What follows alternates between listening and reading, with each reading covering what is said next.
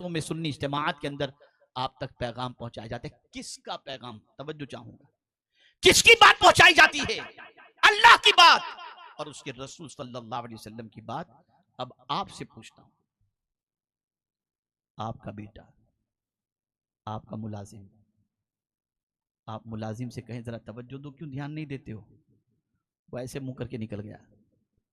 आप 2 मरतबा आपकी बात पर तवज्जो नहीं देगा, बर्दाश्त करेंगे। 3 मरतबा आपकी बात पे तवज्जो नहीं देगा, नहीं सुनेगा, बर्दाश्त करेंगे। 4थी मरतबा कहेंगे भैया तू कल से नहीं आना। आप बेटे से कह रहे हैं बेटे के पास सुनने की ताकत है, बहरा नहीं है आपका बेटा। लेकिन आप अपने बेटे से अगर कहेंगे बेटा जरा ये काम करके आओ, वो खेलने में मसरूफ है। आजकल तो 22-22, 25-25, 30-30 साल के बच्चे गेम खेलने में इतने मसरूफ होते हैं कि माँ चिल्लाती है तब भी तवज्जो नहीं, बाप चिल्लाता है तब भी तवज्जो नहीं। बेटा जरा ये काम कर दो, पानी पिलाओ, सुन रहा है बेटा, नहीं पिला रहा, गेम में मसरूफ है। माँ कह रही है, सुन रहा है, नहीं उठ रहा। तो आपको गुस्सा आएगा और कहेंगे क्या तू बहरा हो गया, सुनता नहीं है? बोलिए कहेंगे कि नहीं? आपकी अगर 2 बातें या आपकी तरफ से 2 ऑर्डर आपका बच्चा न सुने तो कभी घर से निकालने की बात करते हैं, कभी डंडे वाली करते हैं, कभी खाना बंद कर देते हैं, कभी डांट डपट करते हैं। मुसलमानों, जिस रब ने सुनने की ताकत दी उसका फरमान उलमा से जमाने से सुन रहे हैं, लेकिन उसके फरमान पर कोई तवज्जो नहीं देते। लेकिन फिर भी मेरे करीम की अजमतों पर कुर्बान कि न वो हमें भूखा सुलाता है, न उनसे जिंदगी छीनता है, न हमारी रोजी बंद करता है, उसकी नहीं सुन रहे, फिर भी वो हमें दे रहा है और ये कह रहा है मेरे बंदो मेरी सुनो। अगर सुनना ही है, मानना ही है, तो मेरी बात मानो और मेरे रसूल की बात मानो, मैं तुम पर रहमो करम की बारिशें नाजिल कराऊंगा। क्या हो गया है?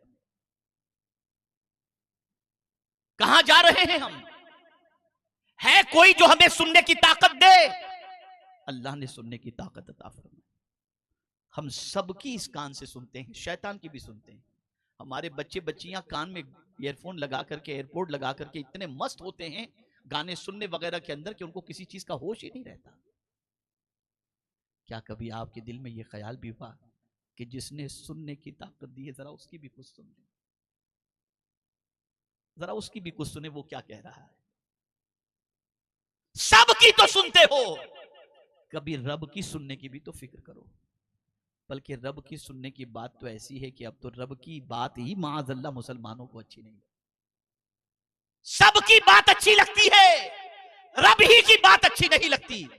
क्या ये सच नहीं है? कुरान पढ़ा जाए तो दिल कहता है कब ये खत्म हो यार, बहुत हो गया ये हाल। उसकी बात ही नहीं सुन रहे हो। किसने दी तुमको सुनने की ताकत? अल्लाह फरमाता है फजअलनाहु समीअन बसीरा, हमने उनको सुनने वाला बनाया। और आप जरा सोचो, सुनने का असर इंसान की जिंदगी पर पड़ता है। जैसा सुनोगे, सुनने का बहुत असर है, बहुत असर है। मैं आपको वाकया सुनाऊं तो बात आपकी समझ में आ जाएगी। सुनने के हवाले से, सुनने के हवाले से, ए रसूल आजम सल्लल्लाहु ताला अलैहि वसल्लम के दीवानों, एक रिक्शा चलाने वाला शख्स, रिक्शा, साइकिल रिक्शा, वो चला रहा था। पीछे लंबी ट्रैफिक थी। अब वो चलाते चलाते जब रास्ते में चल रहा था तो एक गाड़ी गली में से बाहर निकली। अब जैसे ही वो गाड़ी बाहर निकली तो कार बड़ी ब्रांडेड कार थी। अब जाहिर सी बात है कि मर्सिडीज हो या ओडी हो या बीएमडब्ल्यू हो, इतनी बड़ी कार के अंदर जो आदमी बैठा होगा और चला रहा होगा, वो कभी ये तो नहीं चाहेगा ना कि मैं अपनी गाड़ी पीछे ले लूं। वो तो यही चाहेगा, साइकिल रिक्शा वाले को चाहिए कि वो पीछे ले ले, मैं कैसे पीछे? वो गाड़ी लेकर के खड़ा है, पीछे हटने को तैयार नहीं। आपको भी दुनिया के अंदर जिंदगी में इस किस्म का वास्ता पड़ता होगा। साइकिल रिक्शा वाले ने देखा कि ये सेठ अपनी गाड़ी को लेकर पीछे नहीं हो रहा, और खुद जब मुड़ करके देखता है तो पीछे लंबी कतार है। तो वो साइकिल वाला समझदार था, नीचे उतरता है, गाड़ी के कांच पर आहिस्ता से नोक करता है। सेठ ने अपनी गाड़ी के कांच को नीचे किया। सुनने का असर बता रहा हूं। उसने कहा सेठ साहब कड़ी धूप है, दोपहर का वक्त है, आप एयर कंडीशन की गाड़ी के अंदर बैठे हुए हैं, मैं खुले धूप के अंदर खुले आसमान के नीचे, मेरा पसीना टपक रहा है, मैं साइकिल लेकर के हूं, अगर आप अपनी गाड़ी थोड़ी पीछे ले लेंगे ना, आपको गर्मी नहीं पड़ेगी, आप ठंडक ही के अंदर आराम से अपनी गाड़ी को पीछे ले लेंगे। लेकिन अगर मैं पीछे लेता हूं, पीछे वाले और पीछे लेंगे, मैं फिर और पीछे चला जाऊंगा, फिर वही कड़ी धूप बर्दाश्त करते हुए मुझे यहां तक आना होगा। अगर आपको अल्लाह ने जो नेमत दी है ठंडक की, अच्छी गाड़ी की, अगर इस पर अल्लाह का शुक्र अदा करते हुए आप पीछे ले लेंगे तो मुझ पर बड़ा करम होगा। उस शख्स ने फौरन गाड़ी पीछे ले ली, रोता रहा और उसने कहा कि आज मुझे जिंदगी में पहली बार पता चला कि अल्लाह की नेमत क्या चीज होती है। ये जुमलों का असर होता है, ये जुमलों का असर होता है। जरा पूछिए उनसे जिनके पास सुनने की सलाहियत नहीं है, उनसे पूछो कि तुम्हें अगर अल्लाह सुनने की ताकत अता करे, क्या सुनना पसंद करोगे? खुदा की कसम वो बंदा यही कहेगा, मैं कुरान सुनूंगा, मदीने वाले की नाते सुनूंगा, अजान की आवाज सुनूंगा। लेकिन जिनको अल्लाह ने सुनने की ताकत अता की है, वो क्या सुन रहे हैं? वो क्या सुन रहे हैं? उनके कान किस चीज के इंतजार में हैं? गाड़ियों में म्यूजिक, शादी में म्यूजिक, कोई जगह ऐसी नहीं जहां पर अल्लाह को जो आवाज नापसंद है बंदा उस आवाज को न सुनता हो। लेकिन ए करीम तेरी अजमतों पर कुर्बान, हम इतनी तेरी नाफरमानी करते हैं फिर भी तू हमें बहरा नहीं बना रहा। तू हमें यह नहीं कह रहा कि बंदे छोड़ दे वरना तेरी समात को मैं छीन लूंगा। नहीं, ए रसूल आजम सल्लल्लाहु अलैहि वसल्लम के दीवानों, होश के नाखून लो, अक्लो शऊर से काम लो। किसने हमें सुनने की ताकत अता की? अल्लाह रब्बुल इज्जत जल्ल जलालहू ने ताकत अता फरमाई। और मुझे कुरान की एक आयत याद आती है, आज 99% मुसलमान, बल्कि उससे भी आगे अगर मैं कहूं 99.99% मुसलमान कुरान समझते नहीं है, कुरान के मानी को जानते नहीं है। सीखो, समझो। लेकिन अगर कोई कुरान का मानी नहीं जानता, कोई कुरान क्या कह रहा है वो नहीं समझता, लेकिन जब कुरान पढ़ा जा रहा हो तो मेरा मौला फरमाता है बंदे इतना तो कर, तू नहीं समझता ठीक है, नहीं पढ़ता है ठीक है, लेकिन तू अगर इतना भी कर ले, इज़ा क़ुरियल कुरान फस्तमिऊ लहू व अंसितू, जब कुरान पढ़ा जाए ना तो चुप हो जा, खामोश, और गौर से सुन। फस्तमिऊ लहू, उसको तू गौर से सुन, गौर से तू कुरान सुन और चुप रहे। बस तू इतना काम कर, मैं तुझ पर रहम करम की बारिशें नाज़िल करूंगा। अरे कुरान सुनने पर रहम करम की बारिशें नाजिल होती हैं। लेकिन इस उम्मत का हाल आप देखिए, 90% से ज्यादा लोग गाने सुनने में लग गए, गजलें सुनने में लग गए, गुनाह सुनने में लग गए। क्या वजह है कि दिल के अंदर सुकून नहीं? तो रसूल रहमत सल्लल्लाहु अलैहि वसल्लम फरमाते हैं कि गाने दिल में निफाक पैदा करते हैं। यह दिल का बिगाड़ गानों की बुनियाद पर है। और उस जमाने में जब कुरान की आवाज सुनकर, आयतों को सुनकर लोगों की जिंदगियां बदलती थी, तो कुरान सुनने से रोकने के लिए उस जमाने में काफिरों ने क्या किया था, वही आज किया जा रहा है। उस जमाने में जब भी कुरान पढ़ा जाता तो एक टोला शोर गुल करता, शोर शराबे करता, और इसी के साथ साथ किस्से कहानी सुनाता, और ये सारी चीजों में मसरूफ हो जाता ताकि कुरान की आवाज कानों तक न पहुंचे। कुरान कहते हैं वक़ाल लल्लज़ीना कफ़रू ला तस्मऊ लिहाज़ल कुरान वल्ग़ौ फ़ीहि लअल्लकुम तग़लिबून,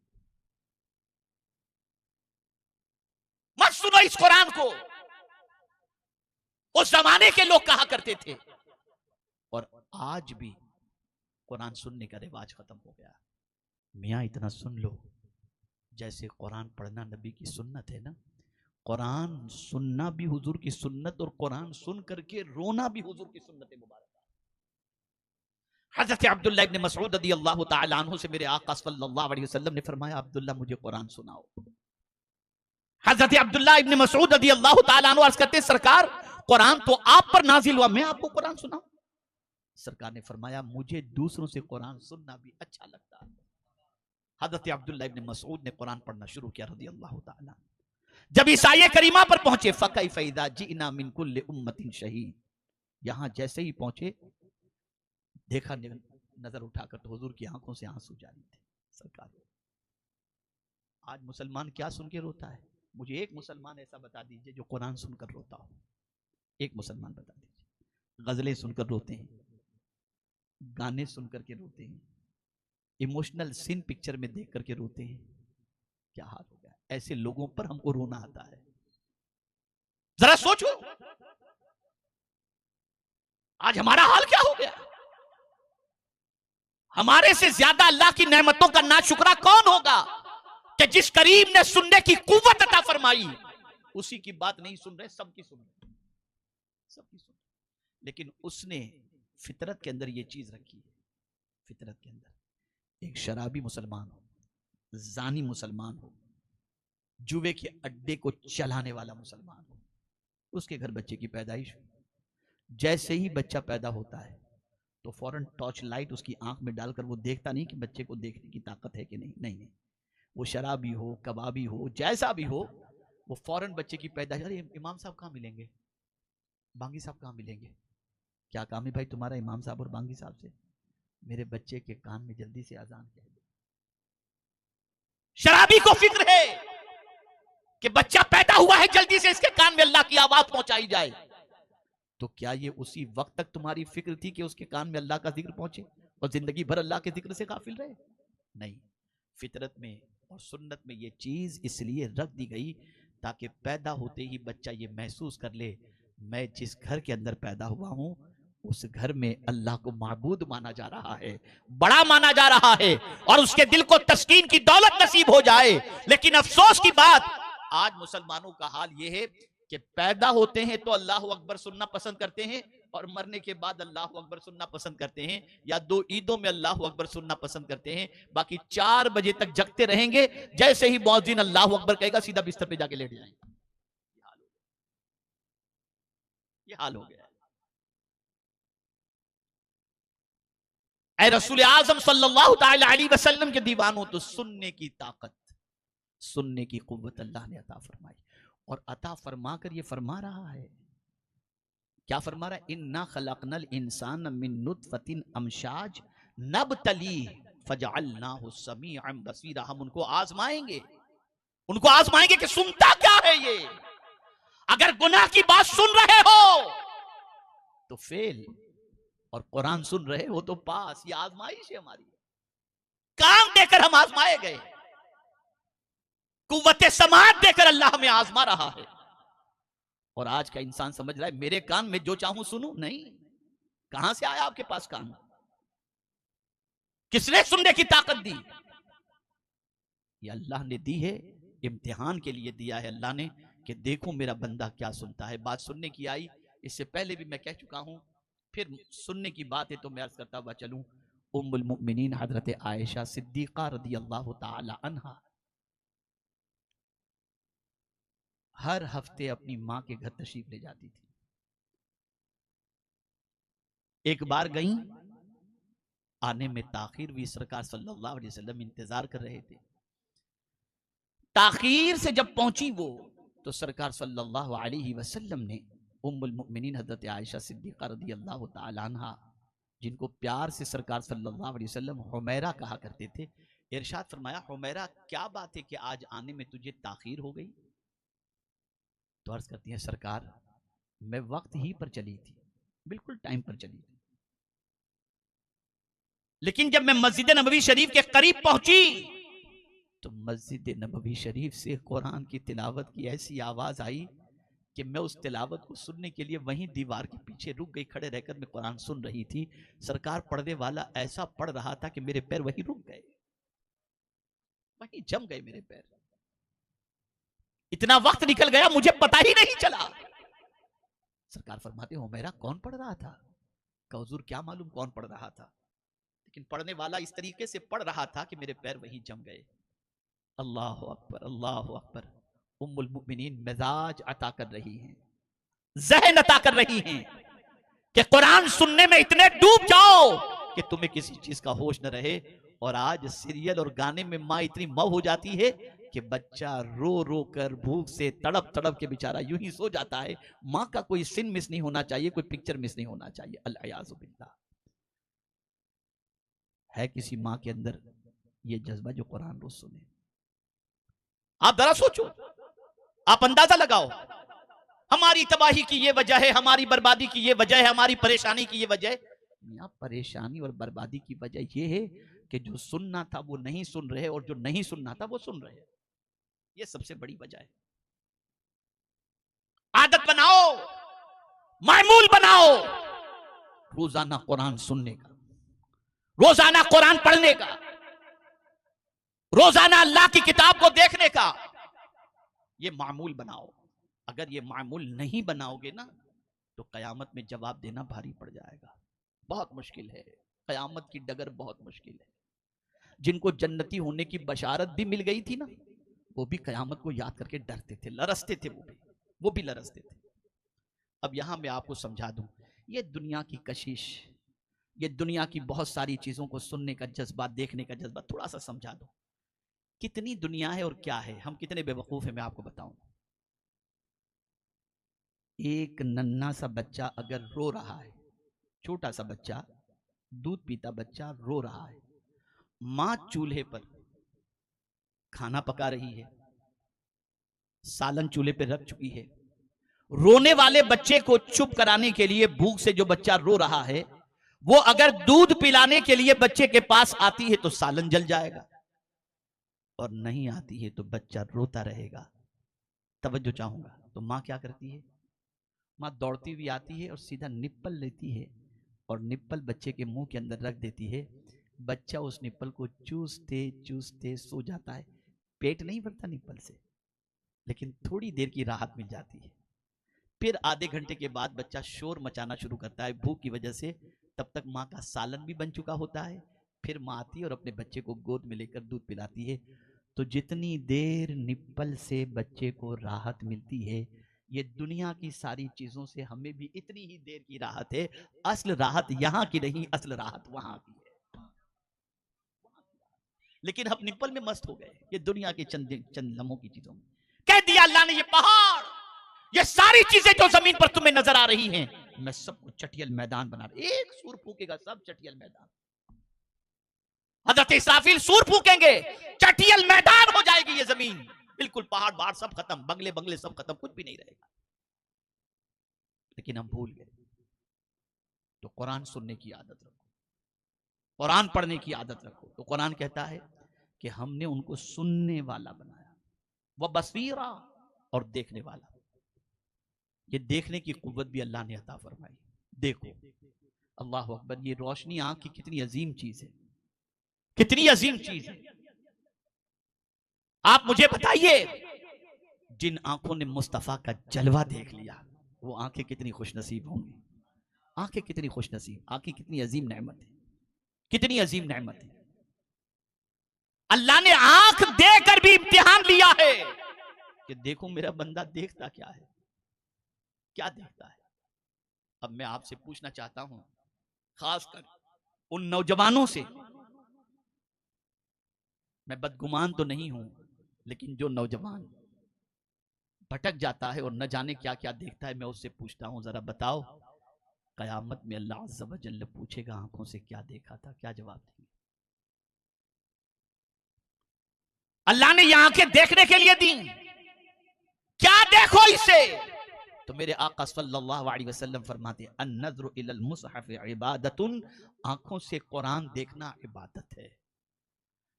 अन-नज़्रु इलल काबति इबादतुन, काबे को देखना भी इबादत है। अन-नज़्रु इलल वालिदैन इबादतुन, माँ बाप के चेहरे को शफ़क़त और मोहब्बत से देखना भी इबादत है।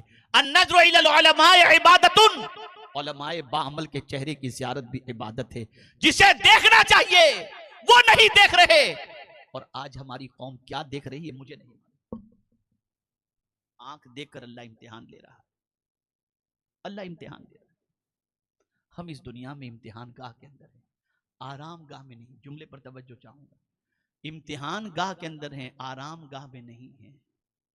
हमने इसको आराम गाह समझ लिया है ना बाबा, ये आराम गाह नहीं, ये इम्तिहान गाह है। सख्त इम्तिहान की जगह है, सख्त आजमाइश की जगह है। लम्हा लम्हा हमारा इम्तिहान हो रहा है, कदम कदम पर हमारा इम्तिहान हो रहा है। बुराइयां हमें आवाज देती हैं, गुनाह हमें आवाज देता है, आओ मेरी तरफ आ जाओ। अल्लाह फरमाता है मेरे बंदे उस तरफ न जाना। हम नफ्स की आवाज पर लब्बैक कहकर, शैतान की आवाज पर लब्बैक कहकर उस तरफ बढ़ जाते हैं जहां शैतान कहता है, और उस तरफ बढ़ने के लिए तैयार नहीं होते जहां रहमान बुला रहा है। तो ऐ रसूल आजम सल्लल्लाहु अलैहि वसल्लम के दीवानों, यहां तो रब ने यह फरमा दिया। एक मतलब दुरूद शरीफ,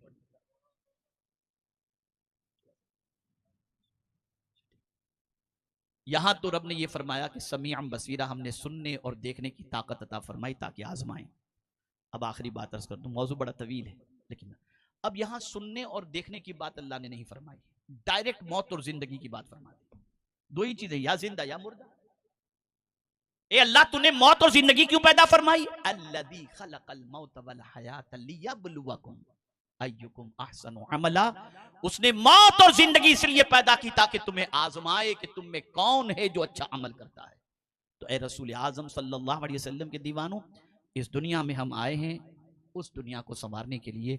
अपनी जिंदगी को कानून इलाही और कानून रसूल सल्लल्लाहु अलैहि वसल्लम के सांचे में डालने की कोशिश करो। और अल्लाह अज़्ज़ व जल्ल ने जो सुनने का और देखने का हुक्म दिया, उसे सुनो और उसे देखो। और ये हमेशा जहन के अंदर रहे कि हम इम्तिहान गाह के अंदर हैं और रब हमारा इम्तिहान ले रहा है। सब कुछ देकर वो आजमा रहा है कि हम इन चीज़ों का इस्तेमाल किन कामों में कर रहे हैं। अल्लाह रब्बुल इज़्ज़त जल्ल जलालहू मुझे आपको सबको अल्लाह और उसके रसूल की इताअत करने की तौफीक नसीब फरमाए।